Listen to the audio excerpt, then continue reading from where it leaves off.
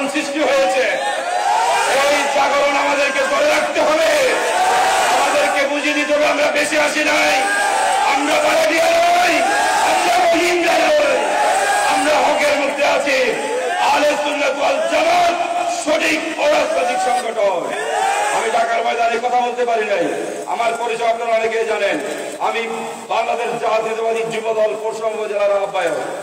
আমি বিএনপির রাজনীতির সাথে ওতপ্রোতভাবে জড়িত, শুরু থেকে রাজনীতি করে আসছি।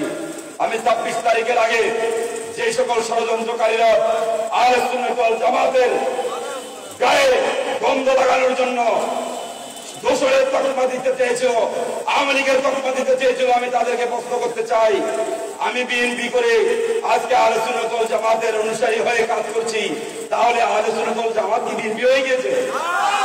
আহলে সুন্নাত ওয়াল জামাত কি বিএনপি হয়ে গিয়েছে? আহলে সুন্নাত ওয়াল জামাত এটা অরাজনৈতিক সংগঠন, আমার রাসূলের সংগঠন। এই সংগঠন সবার জন্য উন্মুক্ত, এটা সবার পক্ষের দল, সঠিক রাস্তার দল, এটা সঠিক রাস্তা দেখাবে যোগ করে, ঠিক কিনা? ভাই আমাদেরকে অন্য তকমা দিয়ে আর পিছিয়ে রাখা যাবে না। আজকে চট্টগ্রামের লালদিঘি ময়দানে আমাদের জনসমুদ্র দেখেছেন। 26 তারিখের প্রোগ্রামে আমি মনে করি আহলে সুন্নাত ওয়াল জামাতের মাত্র একাংশ গিয়েছে, একাংশ। বৃহত্তর একাংশ এখনো যায় নাই। বৃহত্তর অংশ যখন যাবে আহলে সুন্নাত ওয়াল জামাতের আর কেউ থাকবে না।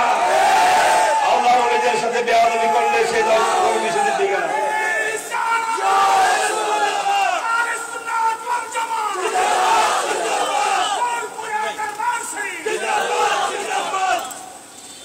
তাই আমি অনুরোধ করব, বাংলাদেশের আমরা আহলে সুন্নাত ওয়াল জামাতের দুই প্রাণ কেন্দ্র চট্টগ্রাম এবং ঢাকা। চট্টগ্রাম এবং ঢাকার মাঝখানের দাবি হচ্ছে মহিপাল ফেনী। আমি বলবো এই দুই শহরের মাঝখানে আপনাদের রেস্ট হাউস ফুরফুরার অন্তর্গত সিরাজিয়া দরবার শরীফ বাংলাদেশের নাবির মতো হয়ে আহলে সুন্নাত ওয়াল জামাতের সেতুবন্ধনের কাজ করবে ইনশাআল্লাহ। এই জন্য এই ফেনী জেলাকে সুন্নিয়তের মজবুত গাদিতে পরিণত করার জন্য সকল আলেম ওলামাকে ঐক্যবদ্ধ হতে হবে।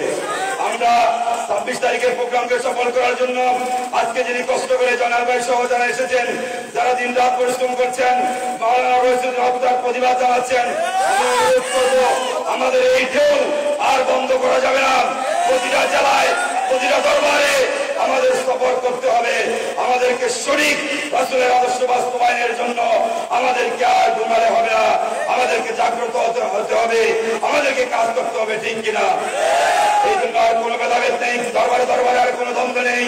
আমার ভাই মরহুম নুর ইসলাম ফারুকী এই ময়দানে উনি বলেছিলেন বীর যার সুন্নিয়ত সবার, এই স্লোগানকে সামনে রেখে আমরা ইনশাআল্লাহ এগিয়ে যাব। সকলকে এই স্লোগানের পিছনে থেকে কাজ করার জন্য আমরা এই দরবার থেকে আহ্বান রেখে আমাদের আর দুইটি ভাই হুজুরের আগে কথা বলবেন, গুরুত্বপূর্ণ কিছু আলোচনা ওনারা করবেন। এর মাধ্যমে দোয়ার মাধ্যমে আজকের এই ইমামে আজম কনফারেন্স ইনশাআল্লাহ শেষ হবে। সে পর্যন্ত আপনারা ধৈর্য সহকারে বসবেন। আমরা এই পর্যায়ে আমরা